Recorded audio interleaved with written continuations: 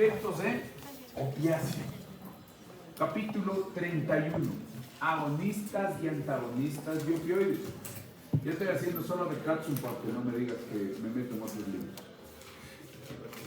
Sale de la amapola, su fuente natural es el Papaver somniferum. El Papaver somniferum nos permitió, si recuerdan esta diapositiva, reconocer cómo el producto natural se debe extraer, en este caso un opio, y luego purificar para sacar todos los principios activos de esta planta. Entonces, el alcaloide de los opiáceos es la morfina por tradición. Entonces, de la dormidera obtengo el opio, purifico el opio y obtengo sulfato de morfina y lo convierto en medicamento añadiendo recipientes y caracterizando la cantidad del principio activo. Todo esto en 1803 lo hizo Friedrich Serturner y le puso morfina por la sedación que producían los animales, vinculándole al dios griego del sueño, Morfeo. Vamos a ver péptidos endógenos. Si usted tiene un tiempito o ya vio, el efecto placebo se explica así. El cuerpo fabrica péptidos endógenos para ejecutar el efecto placebo. Tenemos alcaloides como morfina, semisintéticos, modificación del alcaloide, y sintéticos, totalmente obtenidos en laboratorio. Los opiáceos tienen antagonista, antídoto, la naloxona, agonista parcial, la codeína, que el cuadro básico nos dice, ojo, te estoy poniendo para dolor, no para la tos, y el agonista total, morfina. Entonces, de acuerdo a la eficacia máxima de la curva de farmacodinámica dosis y respuesta, tengo estos componentes. Les presento un nuevo componente. Se llama nalbufina. ¿Qué es la nalbufina? Es la combinación de un agonista para receptores deseados y antagonista en los receptores de los efectos adversos. Entonces, este se cataloga como agonista antagonista. Va diseñado específicamente para hacer lo que quiero y no ocupar los receptores de los efectos adversos. Estos son los receptores, tal como los presenta el libro, descubiertos para los péptidos endógenos. ¿Cuáles son los péptidos endógenos? Endorfinas, encefalinas y dinorfinas. Y se unen a los receptores mu, delta y kappa con diferente selectividad. El mu es analgesia, sedación. Por ejemplo, la buprenorfina va a esto, genera analgesia, genera sedación. Sin embargo, antagoniza el mu y no tiene problemas con la respiración. Entonces, el mu es analgesia, sedación, problema, bradimia. Problema, estreñimiento. Interfiere en la liberación de hormonas y neurotransmisores. El delta, analgesia, modificación de hormonas y neurotransmisores. El kappa, analgesia, efectos psicomiméticos y estreñimiento. Entonces, el nuevo concepto que presentamos es agonista-antagonista. En farmacocinética, nosotros aprendimos el efecto del primer paso a partir de morfina. La morfina de Serturner en tabletas se absorbe al 100%, pero el hígado le desactiva en un 67%, dejándole solamente en una biodisponibilidad del 33%. Soluciones al efecto del primer paso que tiene la morfina de Serturner.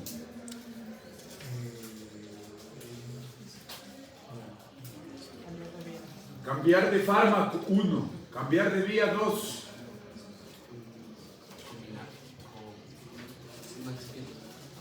No. Por ahí vas.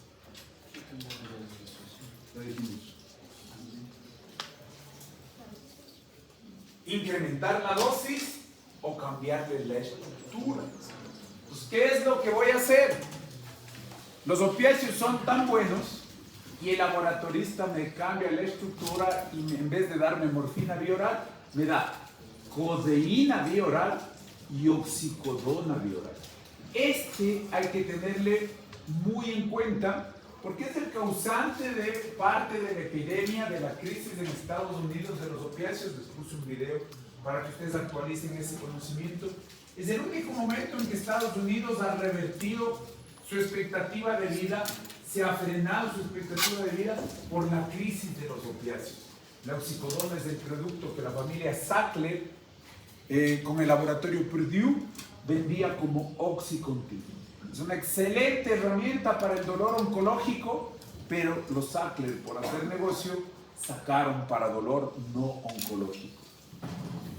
También tengo parches, a veces en la fase terminal o a veces en la conveniencia y adherencia. Administrar un parche de liberación prolongada ayuda a controlar adecuadamente el dolor. En distribución, cada fármaco tiene unión variable a proteínas, se depositan mucho en grasa y músculo, prefieren ir a estos tejidos: cerebro, pulmones, hígado, riñones y vaso.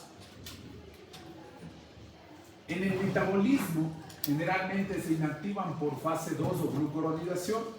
Como excepción, algunos generan metabolitos activos para alargar la duración del efecto. El fentanilo, como vimos ayer, cada fármaco hay que seguir el viaje y la pista. El fentanilo genera un metabolito inactivo por fase 1 y necesita de la enzima CYP3A4. Entonces es importante y siempre vincularemos a esta por ser la más común. Y en el ejemplo, el fármaco más peor recetado en el mundo, el omeprazol, podría modificar la pauta del fentanilo. La codeína, como analgésico, tiene un detalle importante. La codeína es un profármaco que requiere activarse por CYP2D6. Si yo no tengo las enzimas heredadas adecuadamente, no activo el profármaco. Y por eso es que la codeína es uno de los fármacos más estudiados con su problema de metabolizadores pobres en CYP2D6. Salen por el riñón como glucurónidos, es decir, como sustancias hidrosolubles. Farmacodinamia. Vamos a profundizar. En la farmacodinamia, los opiáceos son mecanismos de acción GI, es decir, inhibe la transciclasa, por lo tanto disminuye la transciclasa. Pero tiene una consideración importante. Recuerden que hay un montón de péptidos opiáceos propios del cuerpo. ¿Cuál es la consideración? Hay receptores presinápticos y hay receptores postsinápticos. Y esto es toda una ciencia, toda una fisiopatología para el dolor crónico. El dolor crónico está involucrado los pre, los post. Hay muchas teorías, hay muchas hipótesis sobre cómo funcionan los opiáceos y cuál es su tarea. La más simple, decir que inhibe la conducción eléctrica. Van a aumentar la entrada de potasio, hiperpolarizando el nervio, y van a disminuir la entrada de calcio para que no se dé actividad en cada órgano específico. Por ejemplo, quitarle el calcio al intestino para producir estreñimiento. Ese es el mecanismo analgésico tradicional y de los efectos adversos tradicionales.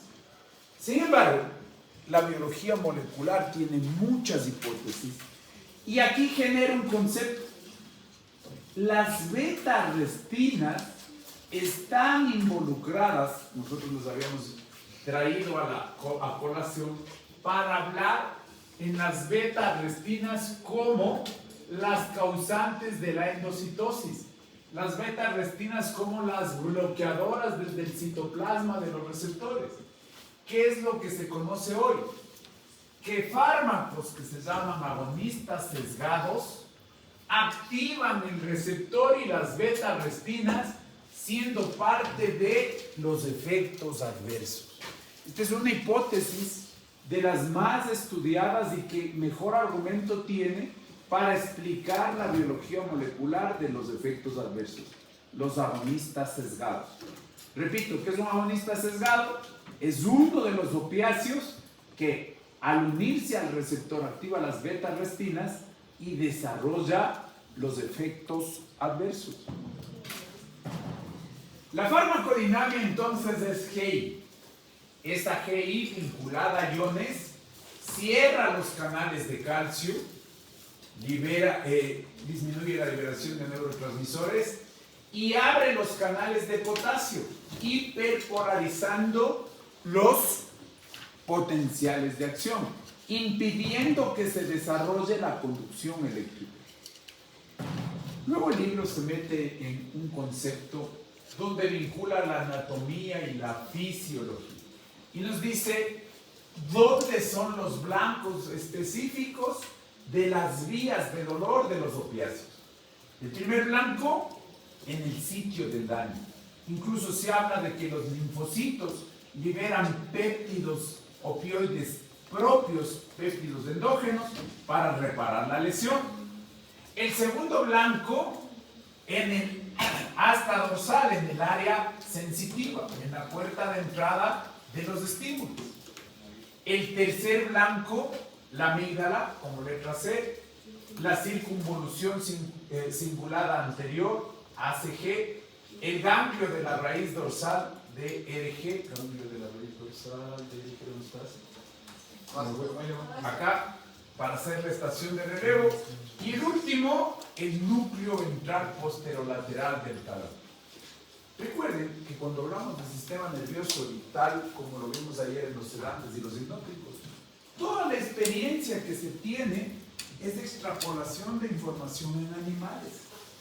Conforme los opiáceos se han estudiado más en humanos, se va develando información, pero mucho de lo que vemos es hipótesis. Entonces, estos son los sitios de predominio de acción de los opiáceos para controlar el dolor. Acá nos habla de cómo en el circuito intracerebral las vías descendentes, recuerden que las ascendentes son sensoriales, las descendentes son ejecución de información, hay un vínculo al neurotransmisor GABA y hay un vínculo al neurotransmisor glutamato. Entonces, los opiáceos funcionan influyendo en el GABA para, en ciertos casos, estimular el dolor. Suena discordante, pero los opiáceos, especialmente los endógenos, forman parte del dolor, y los analgésicos inhibir y favorecer que no se transmite el dolor. Estos son capítulos completos, libros completos para dolor, especialmente el dolor crónico, donde las neuronas se vuelven hipersensibles y hay muchas hipótesis para tratar de explicar qué es lo que está pasando. Estos son los sitios en la vía descendente que nace en la corteza. Va al mesencéfalo, especialmente al núcleo gris que le rodea el acueducto, luego a la protuberancia y la médula y termina en el asta dorsal. Todos estos procesos son influenciados por los opiáceos. En el texto se habla un montón de esto. Yo me he permitido solamente simplificarlo a los gráficos. Ok, conclusión, la morfina, los péptidos endógenos, tiene varios sitios de acción para producir exceso de dolor o inhibición del dolor. Tienen varias interrelaciones con neurotransmisores, tienen varias interrelaciones en diferentes puntos de la anatomía. Y como les explico, esto se seguirá reconociendo a futuro. Vamos a conceptos más prácticos y reales que igual están relacionados a hipótesis. Tolerancia y dependencia. ¿Qué es la tolerancia? Muy similar a lo que vimos ayer con los benzodiazepinas. Tolerancia. Con dosis terapéuticas repetidas de morfina o sus derivados, hay una pérdida gradual de eficacia. esta pérdida se denomina tolerancia. Nosotros habíamos dicho tolerancia como dejarle de hacer caso al ligando. ¿Y cuál es el problema? Y lo habíamos visto como House y decíamos, ¿qué tiene que hacer House? Para producir la respuesta original se debe administrar una dosis mayor. El siguiente concepto, la dependencia. Cuando se suspende un medicamento o se administra un antagonista, se genera dependencia física, que se define como los síntomas de abstinencia. Las mismas definiciones que para benzodiazepinas.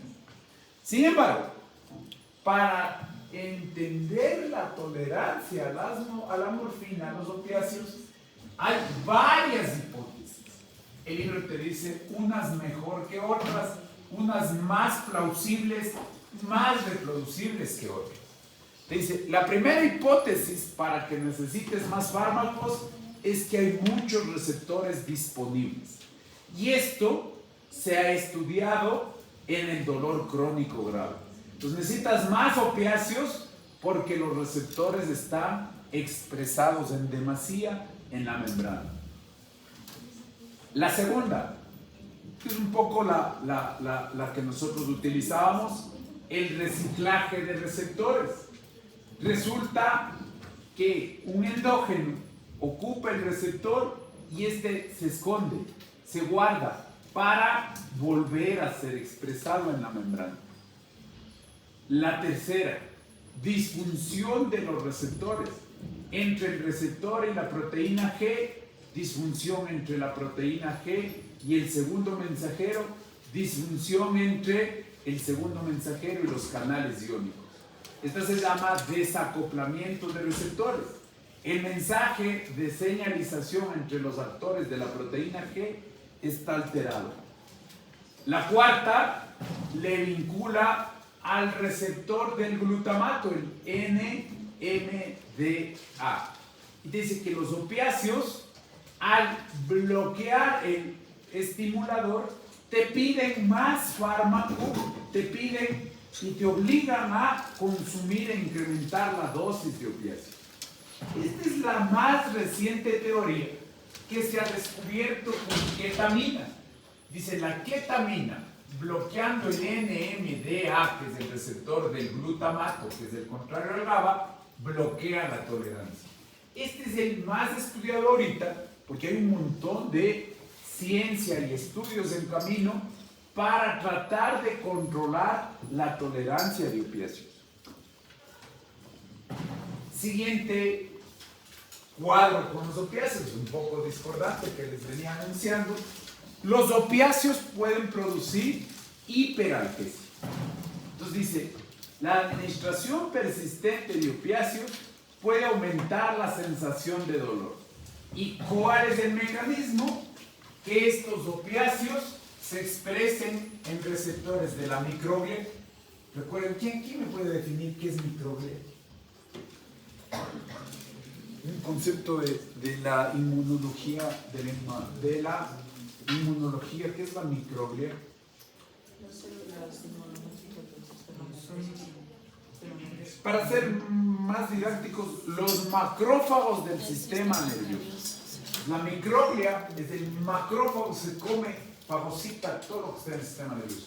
Y aquí hay receptores que están vinculados a la hiperalgesia o metabolitos que se unen a receptores TL4 para la hiperalgesia. Es raro, todavía no está investigado, pero resulta que hay pacientes que al recibir opiáceos les incrementa el dolor.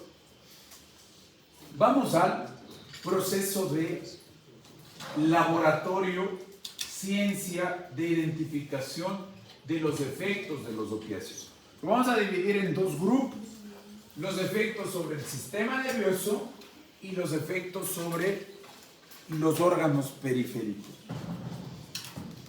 Se ha estudiado que los efectos en tolerancia son mayormente estos: poca tolerancia para bradicardia y menos tolerancia para miosis, estreñimiento y convulsiones.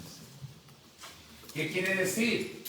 Que vamos a tener un problema cuando manejamos dolor oncológico, porque la analgesia desarrolla importantemente tolerancia.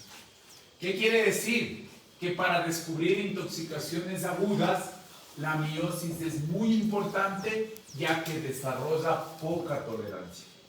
Entonces, todos los efectos adversos están categorizados por la capacidad y la intensidad de tolerancia que desarrolla. Vamos al primer efecto del sistema nervioso central, analgesia. Ventajas sobre los otros analgésicos, por ejemplo, textual del libro, el ibuprofeno. Dice, los opiáceos son mejores que el ibuprofeno porque al modificar la respuesta de forma central, mejora emocionalmente el dolor, mejora la actividad afectiva sobre el dolor. Puede producir euforia. Y eso es una ventaja, ya que es una sensación agradable, controlando ansiedad y angustia. Recuerden que parte de las endorfinas, como péptidos propios, es tener sensaciones agradables. Entonces los fármacos también generan sensaciones agradables. Y eso es parte de la necesidad psicológica de volver a vivir el momento de la dosis inicial de los opiáceos. En algunas personas, como todo en medicina, esta euforia y sensación agradable puede presentarse más bien como sensación desagradable. Producen somnolencia. No es característico su efecto, pero especialmente en ancianos puede haber sedación y tendencia al sueño bajo dosis fisiológica. Producen depresión respiratoria. Y esta es la marca para reconocer en los estados de pérdida de conciencia, de pérdida del estado de alerta, las intoxicaciones por opiáceos. Yo debo poder reconocer 3 tipos de intoxicaciones. La colinérgica, en la que el paciente está en coma, la de benzodiazepinas, en la que el paciente está en coma, y la de opiáceos, en la que el paciente está en coma. ¿Cuál es la diferencia entre estas 3? El componente respiratorio de los opiáceos con retención de dióxido de carbono. La marca que ayuda a diferenciar entre los 3 comas es la afectación respiratoria. Tradicionalmente a los opiáceos se los relaciona para suprimir la tos. Recuerde que la tos es un reflejo, un mecanismo de defensa.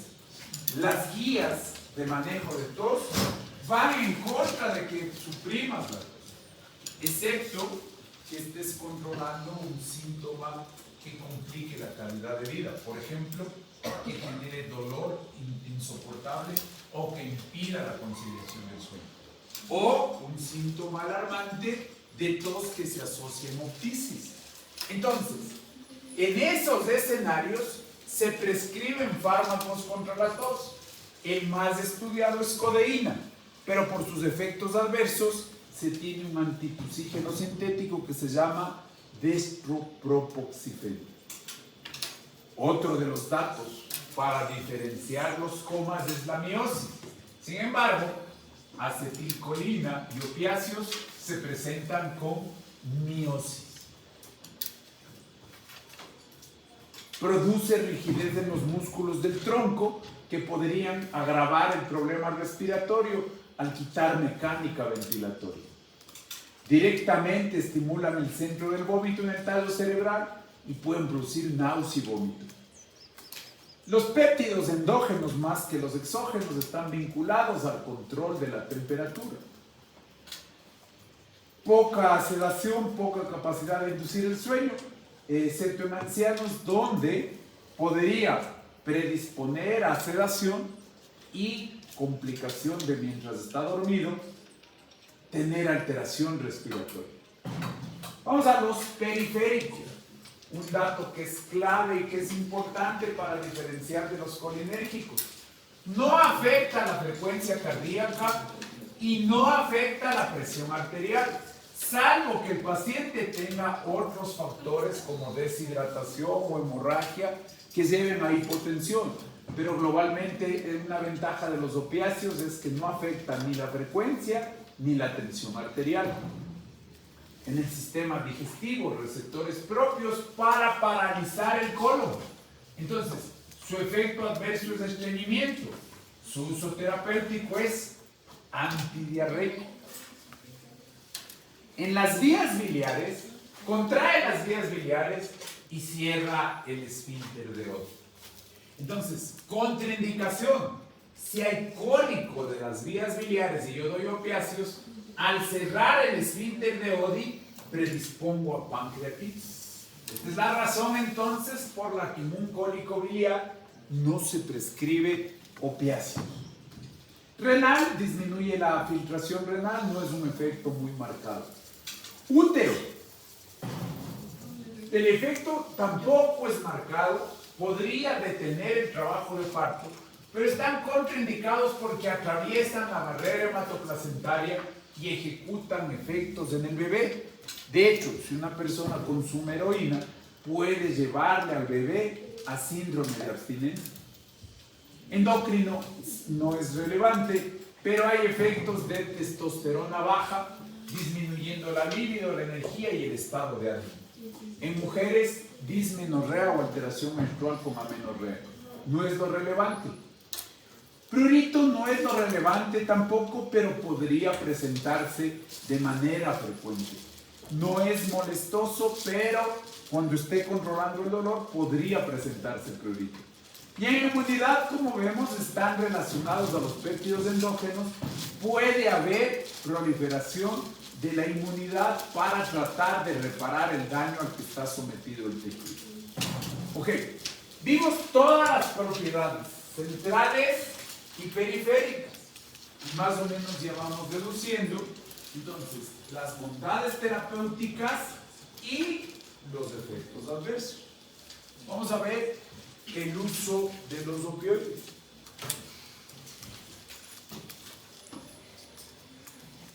Primero, el dolor.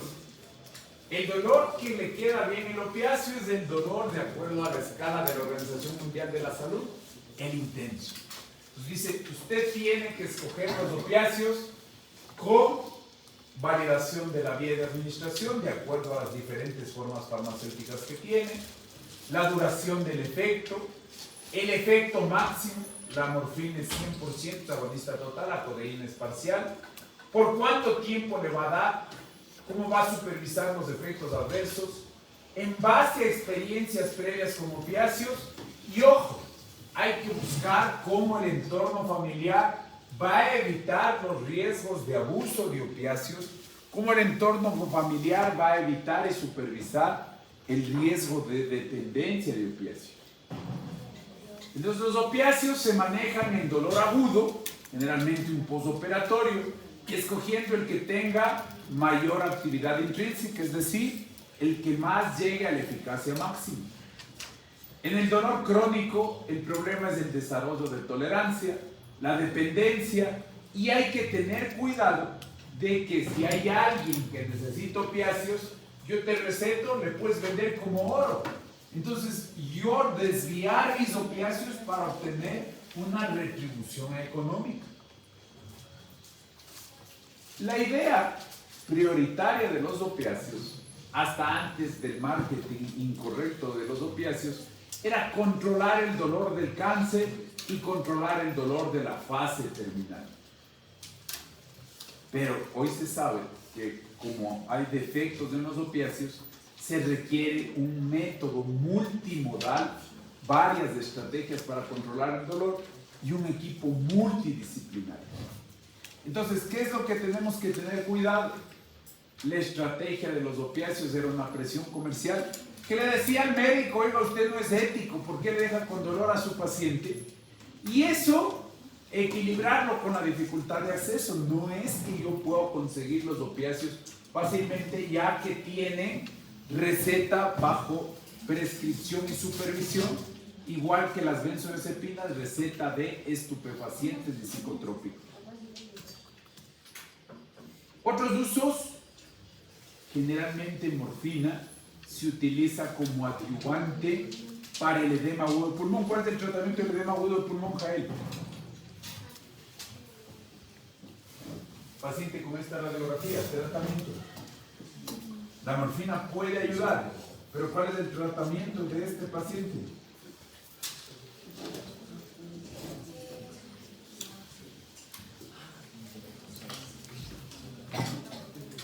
Kevin.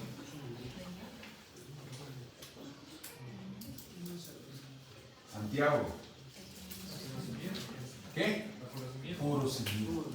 Entonces, la morfina puede ayudar por controlar la ansiedad de la falta de aire, puede ayudar al dilatar las venas y mejorar y reducir la precarga, y puede ayudar bajando la resistencia periférica a la poscarga. Entonces, la morfina puede ser un ayudante al diurético furosemida.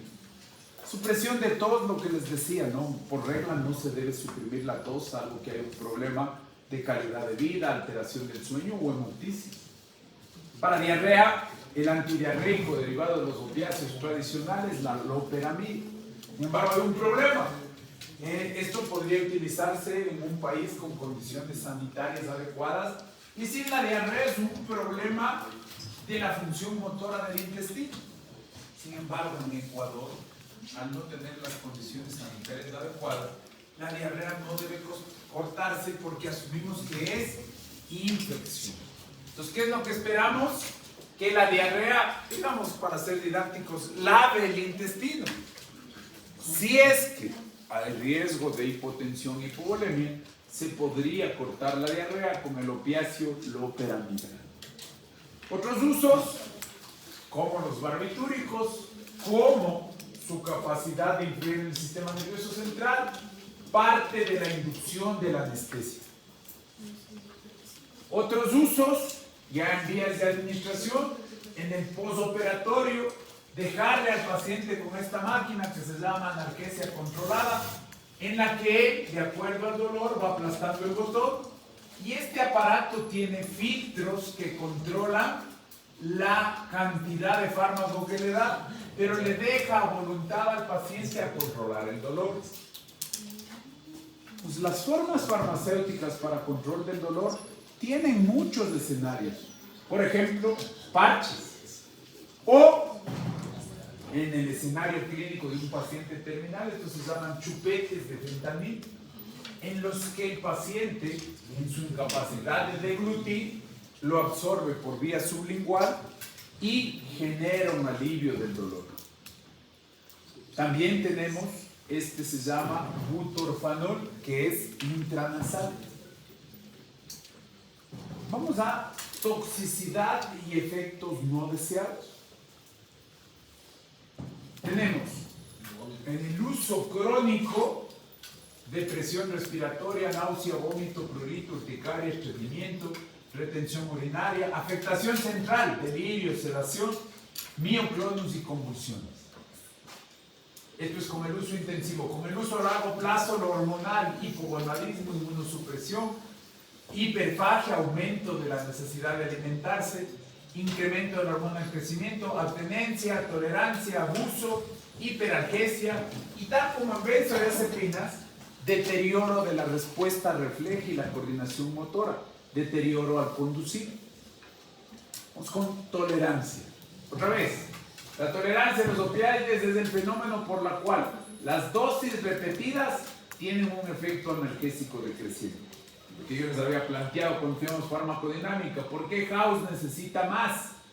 Clínicamente se demuestra con un incremento en los requerimientos de las dosis para lograr la analgesia observada al inicio de la administración de los opioides. Se genera cuando se administran dosis de intervalos cortos y se minimiza al usar pequeñas cantidades. Aquí está la estrategia para solventar el riesgo de tolerancia. Cada fármaco y cada paciente van a tener mayor o menor tolerancia, es una respuesta individualizada. ¿Qué me toca hacer si el dolor es cáncer? Rotar. Entonces, estoy dándole morfina, y para evitar cambio de receptores, y te doy hidromorfona. Los receptores de morfina en 3, 4 días vuelven a estar listos y vuelvo a morfina. Vuelvo a cambiar, vuelvo a cambiar. Si estoy dando hidromorfona, utilizo metadona para tratar de que con la rotación esquivar la tolerancia. La dependencia, dice, dependencia psicológica por el bienestar que me dio y dependencia fisiológica, expresada igual por abstinencia. ¿Qué síntomas tiene la abstinencia de opiáceos? Rinorrea, lagrimeo, bostezos, escalofrío, piroerección, hiperventilación, hipertermia, midriasis, dolores musculares, vómito, diarrea, ansiedad y hostilidad. Es decir, los síntomas que frenaban los opiáceos estallan y se descontrolan. ¿Cómo se demuestra que es abstinencia a opiáceos? Le das el opiáceo y desaparecen las molestias. Como esto es un problema, la dependencia es un problema, necesitamos manejar la dependencia. Y esto le están trasladando en Estados Unidos al médico de cabecera, al médico de familia.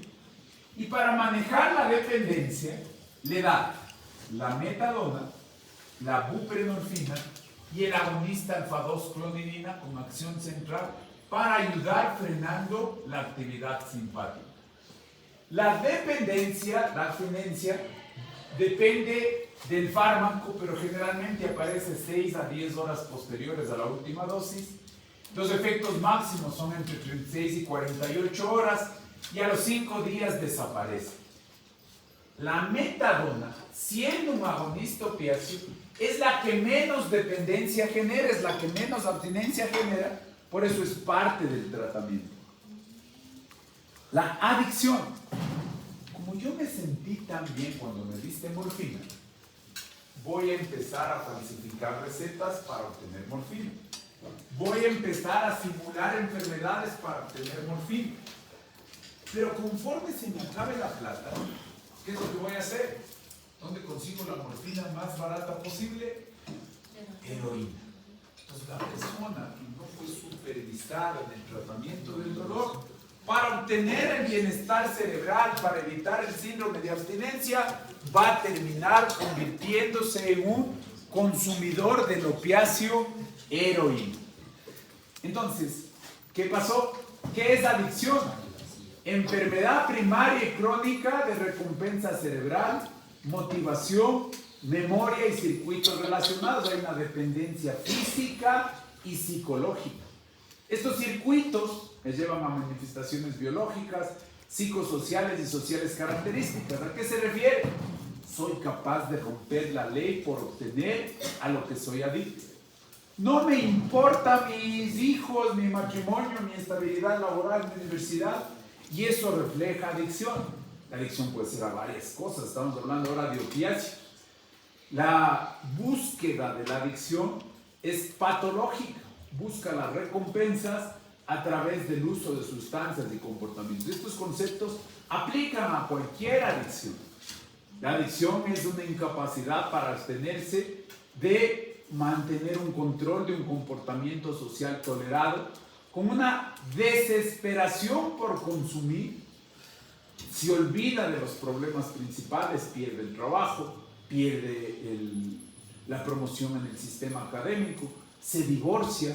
Los adictos terminan cayendo en un vacío que es bien difícil de recuperar.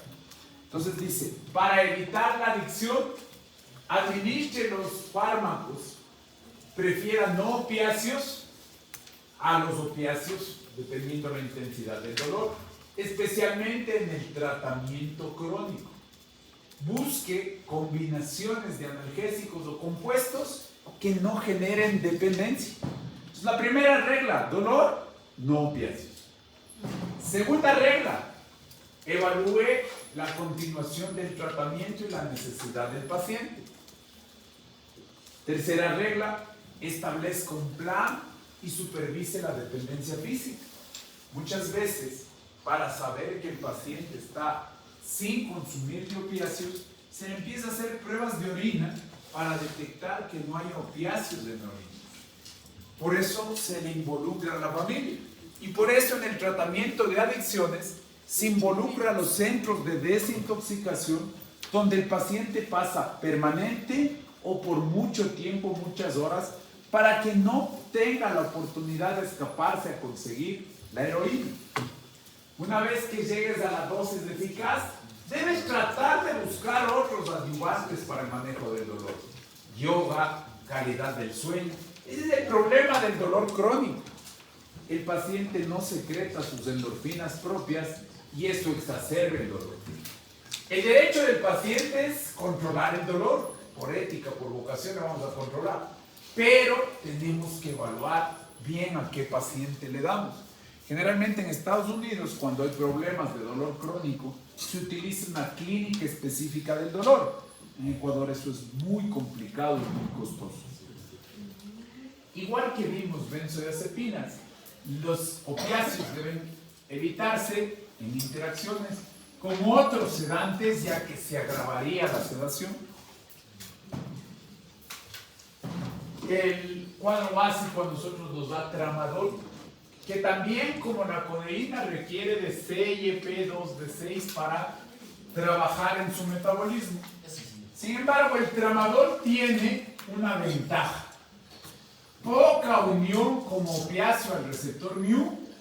Su trabajo más importante como fármaco del sistema nervioso central es bloquear la recaptación de serotonina y noradrenalina. Sus reacciones adversas son dos, graves, por suerte no frecuentes: crisis convulsivas y síndrome serotoninérgico. Síndrome serotoninérgico es una iatrogenia en la que el exceso de actividad de serotonina le ponen un compromiso vital al paciente. Si no se le da tratamiento, puede fallecer. En antitusígenos no utilizamos codeína por el riesgo de adicción, menos que la morfina, pero hay riesgo de adicción. Se utiliza, y ustedes deben haber tomado, porque es parte de los antigripales tradicionales, el dextrometorfano.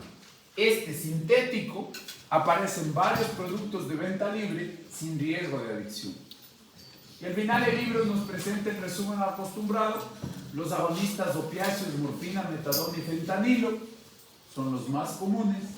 Los agonistas parciales, codeína y hidrocodona. El antagonista buprenorfina. El dextrometorfano como antitusígeno. La naloxona como antagonista antídoto. El tramadol, parte del cuadro básico, como inhibidor de la recaptación de serotonina y noradrenalina, con los efectos adversos raros, crisis convulsiva y síndrome serotoninérgico. Y hasta ahí el capítulo 31. Capítulo 22 y 31, prueba del próximo martes. Preguntas. Quédese quien quiera aclarar temas, porque recuerde que les quedará el examen acumulativo del sistema nervioso autónomo. Quien quiera aclarar dudas, quédese. Con los demás queda libre. Vaya a tomar aire, vaya a descansar.